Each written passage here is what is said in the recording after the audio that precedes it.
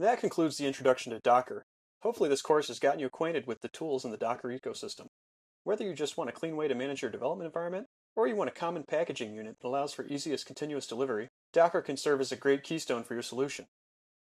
In this course, we've covered the basics of setting up Docker, containers, images, networking, volumes, Docker Compose, and Docker Swarm. This course just scratched the surface of what you can do with Docker. If you move to delivering production software with Docker, you'll find there's a lot of challenges still to be solved. Running a Docker container in production is quite easy. Running a Docker container in production in a resilient manner is another thing. Modern cloud-like environments where containers thrive afford us a lot of benefits such as elasticity and disposability. Docker is built for these types of environments, but it cannot exist alone. Running containers using Docker Swarm in production allows us to distribute our workloads across a cluster of machines.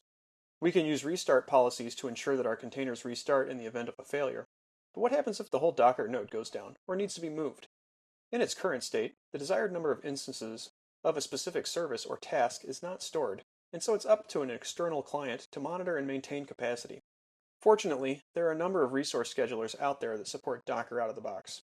Apache Mesos and Marathon, Kubernetes, and HashiCorp Nomad are great schedulers that can be used for running production container workloads.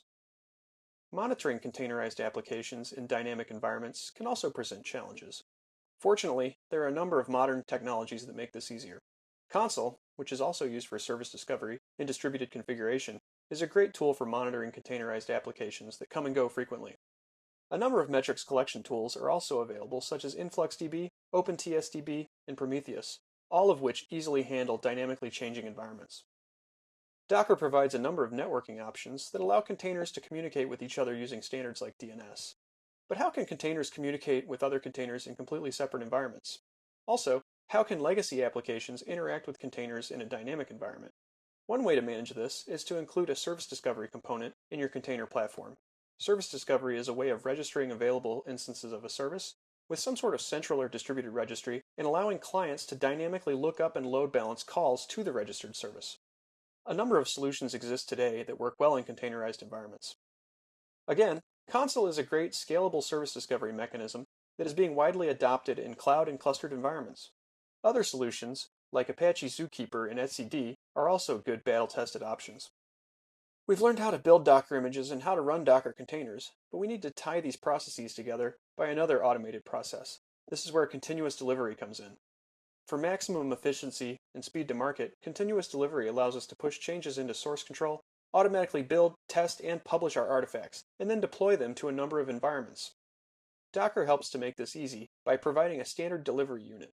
Continuous integration and delivery tools like Jenkins, TeamCity, and Bamboo exist to help orchestrate a delivery pipeline. The biggest concern that unfortunately no one has found a perfect solution for is security. When we're deploying production services that deal with sensitive data or interact with data stores that store sensitive data, we need secure ways to authenticate and authorize communication between these services. Docker relies heavily on environment variables or mounts to configure applications, both of which present security concerns. There are a number of new tools available to help with storing and providing secrets. Tools like HashiCorp Vault, Amazon KMS, and KeyWiz are in active development to make it easier and safer to store and distribute secrets. Basically, there's still quite a bit of work to do if you're building a production-ready container platform. You shouldn't worry though, these technologies are still new and maturing quite fast. In fact, a number of changes in the Docker ecosystem happened over the course of me producing this video course. With each version of Docker, new features are added, while others, such as container links, are deprecated. I suggest you keep your eye on the documentation frequently to find out about new features. Every release of Docker has a number of features that will make your life easier. Also, a number of new products have been announced recently that are worth taking a look at. Docker Universal Control Plane is now available, which allows Docker users to manage Docker workloads on-prem or in private clouds through easy-to-use dashboards. Docker Data Center is also now available, which is the whole package, including Universal Control Plane and Docker Trusted Registry. These solutions provide enterprise-grade features like LDAP access controls. Also, a new Docker for Mac and Windows beta was announced that eliminates the need for VirtualBox to run Docker. A number of other improvements have been made in terms of installation and Docker features. All three of these products are well worth keeping your eye on. And that wraps up the introduction to Docker. Please feel free to email me with any questions or concerns. Thanks for watching.